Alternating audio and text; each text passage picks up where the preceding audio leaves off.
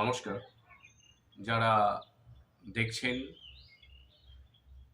ML tutorial guide, তাদের জানাই আন্তরিক শুভেচ্ছা ও অভিনন্দন। এই চ্যানেলটা তৈরি করা হয়েছে আপনাদের জন্য সঠিক তথ্য এবং পরামর্শ দেওয়ার জন্য। আপনারা আপনাদের কোনো জানার বিষয় থাকলে, সার্ভিস রুলস বা সার্ভিস পিরিয়ডে কোনো সমস্যায় পড়লে আপনারা যে কোনো সমস্যা আমাদেরকে জানাতে পারেন।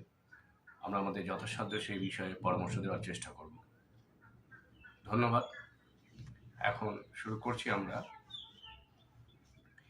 আমরা পূর্বে বলেছিলাম যে ক্যালকাটা গেজেট যে এক্সট্রাঅর্ডিনারি গেজেটে বেরিয়েছে, মাদ্রাসা সার্ভিস কমিশন যে রুলস তৈরি করা হয়েছে সেই রুলস নিয়ে আপডেট দেব। আপনাদেরকে প্রথম বলে রাখি যে এই যে কলকাতা গেজেট, এটা কলকাতা গেজেটে বেরিয়েছে, এটা কলকাতা গেজেট বেরিয়েছে। এটা ডেট আছে 19 এপ্রিল 2003, ওয়েডনেসডে, বুধবার।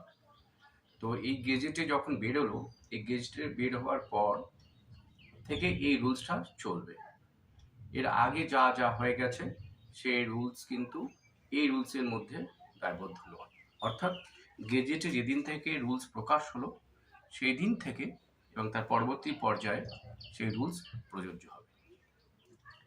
তো এখানে যেটা বলা হচ্ছে যে আমি প্রথম বলেছি যে প্রতিটা বিষয় পুঙ্খানুপুঙ্খ আমরা আলোচনা করব।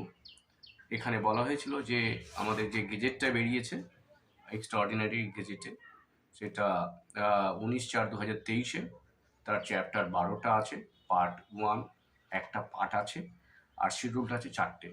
আজকের আমরা পার্ট 1টা নিয়ে আলোচনা করছি।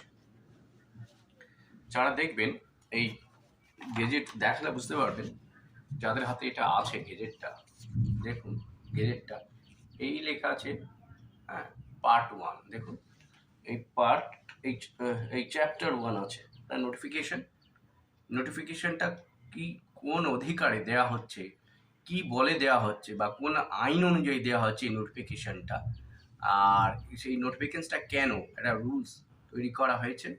কারণ 2008 সালে একটা আইন তৈরি করা হয়েছিল, অ্যাক্ট, মাদ্রাসা সার্ভিস কমিশন অ্যাক্ট তৈরি করা হয়েছিল 2008। আর 2008-এ 22 অক্টোবর 2008-এর 22 অক্টোবর ওই অ্যাক্টটার নাম ছিল আপনার West Bengal Madrasah service commission act 2008, West Bengal act 15/2008, 22 October গেজেটে প্রকাশ হয়েছিল। ওটা অ্যাক্ট। এবার অ্যাক্টের পর রুলস হয়েছিল, একবার রুলস হয়েছিল আপনার 2010-এ আর 2023-এ। তাহলে প্রথমে অ্যাক্ট তৈরি হয়, অ্যাক্ট তৈরি করার পর একটা রুলস তৈরি হয়। এই প্রথম 2008-এ অ্যাক্ট তৈরি হয়েছিল, তারপরে রুলস তৈরি হয়েছে 2010, এবং তার আরও রুলস তৈরি করা হচ্ছে 2023-এ। আজকের যেটা গেজেটে বেরিয়েছে এই ডেট 19/4/2023, বুধবার। তো এই যে গেজেটটা কি একটু বলি আপনাদেরকে, বিশেষ করে যারা হেডমাস্টারের পরীক্ষা দেবেন বা যারা এই বিষয়ে জানতে চান তাদের জন্য একটু বলি। এটা বেশ আইনি ব্যাপার, কিন্তু খুবই সহজ। যারা মাদ্রাসাতে চাকরি করছেন বা হেডমাস্টার পদ সামলাচ্ছেন বা হেডমিস্ট্রেসের পদ সামলাচ্ছেন, তাদের জন্য এটা খুবই ভালো, জেনে রাখা দরকার। আর যারা হেডমাস্টারের পরীক্ষা দেবেন আগামী দিনে মাদ্রাসা সার্ভিসে, তাদের জন্য তো অবশ্যই এটা খুবই প্রয়োজন। তো বলছে ইন এক্সারসাইজ অফ দ্য, এটা প্রথম আমি গেজেটটা পড়ছি, extraordinary published by authority, Chaitra মাসে 29 তারিখ, ওয়েডনেসডে, এপ্রিল 19, 2023-এ, শাখাইরা 1945। Part 1, orders and notification by the governor of West Bengal, the high court, government, treasury, etc. তা এটা যে রুলস একটা তৈরি হয়েছিল 2008-এর 22 অক্টোবর, তারপর এটা রুলস হলো 2010, আর একটা রুলস তৈরি হচ্ছে 2023। এই রুলসটা নোটিফিকেশন কারা কারা দিয়েছে? গভর্নর দিয়েছে, হাইকোর্ট দিয়েছে, এবং গভর্নমেন্টের ট্রেজারি অফিসার বা ট্রেজারি দিয়েছে নোটিফিকেশন। এখানে government of West Bengal minority affairs and madrasa education department. তাহলে এই রুলসটা কোথায় প্রযোজ্য হচ্ছে, কোন ডিপার্টমেন্টের জন্য প্রযোজ্য? Government of West Bengal minority affairs and madrasa education department.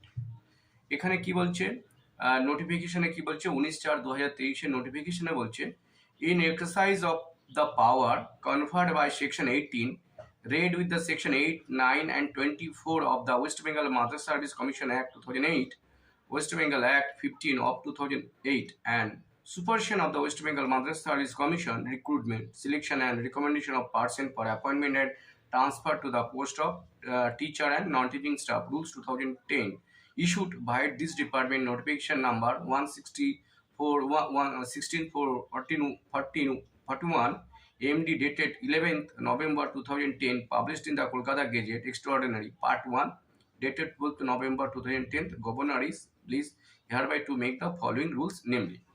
এখানে বলা হচ্ছে যে 2008 সালে যে আইনটা তৈরি হয়েছিল মাদ্রাস সার্ভিস কমিশন অ্যাক্ট 2008 এবং সেটা গেজেটে বেরিয়েছিল 22 অক্টোবর। তারপরে 2010 সালে একটা রুলস তৈরি করা হয়েছিল, তার আরেকটা রুলস এটা তৈরি করা হচ্ছে। কেন এই রুলসটা তৈরি করা হচ্ছে এবং কোন কোন বিষয়ের উপর বলছে, section 18, section 8, section 9 and section 24। তাহলে সেকশন 8, সেকশন 9 এবং সেকশন 24-এ কি কি ছিল? মাদ্রাসা সার্ভিস কমিশন যে অ্যাক্টটা ছিল, সেই অ্যাক্টে ছিল 8-এ ছিল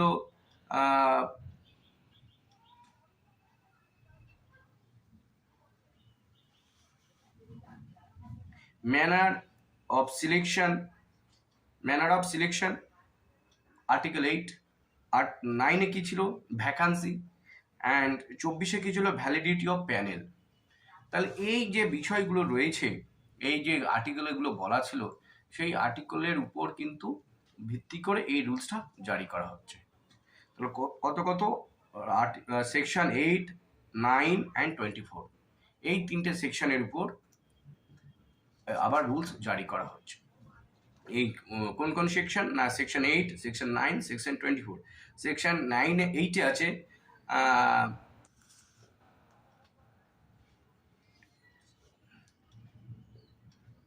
সেকশন 9 আছে vacancy, section 24 validity of panel, আর সেকশন 8 হচ্ছে ম্যানার অফ সিলেকশন, মানে কিভাবে সিলেকশন করা হবে।